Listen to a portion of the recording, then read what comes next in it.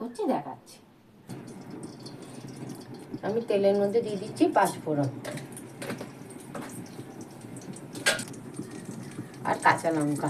এটা একটু ফোড়ন দিয়ে একটু ভাজা করে নিয়ে তারপরে আমি এই সবজিগুলো একবারে যে সব ধুয়ে নিয়েছি, একসঙ্গে সব সবজিগুলো দিয়ে লবণ দিয়ে চাপা দিয়ে দেবো।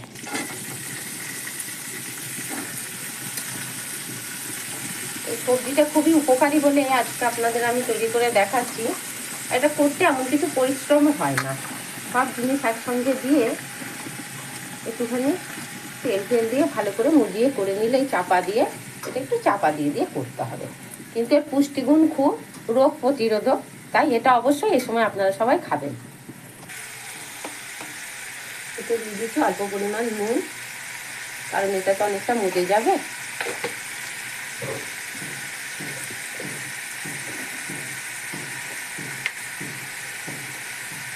আর হলুদ দিয়ে দিলাম, দিয়ে এবার এটা আমি চাপা দিয়ে দিচ্ছি। এবার আমি একটু দিয়ে দিচ্ছি টমেটো আর লঙ্কা বাটা,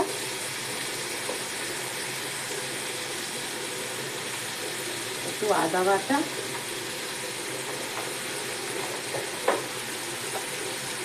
আর স্বাদ মতন একটু চিনি।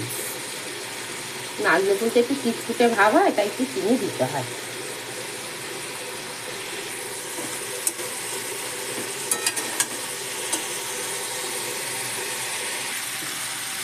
এবার অল্প পরিমাণ জল দিয়ে দিলাম, মশলাটা কষানো হয়ে গেছে।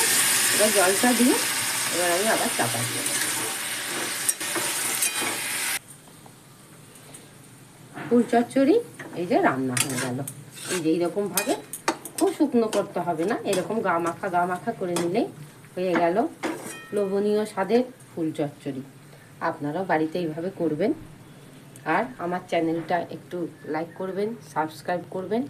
আর তারপরে রান্নার পরে কীরকমভাবে পরিবেশন করছি সেটা আপনাকে দেখাচ্ছি।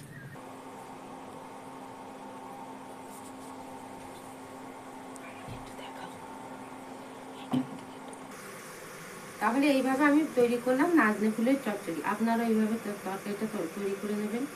আর আমার চ্যানেলটা একটু লাইক করবেন, সাবস্ক্রাইব করবেন। কেমন লাগলো অবশ্যই কমেন্টে জানাবেন। ধন্যবাদ।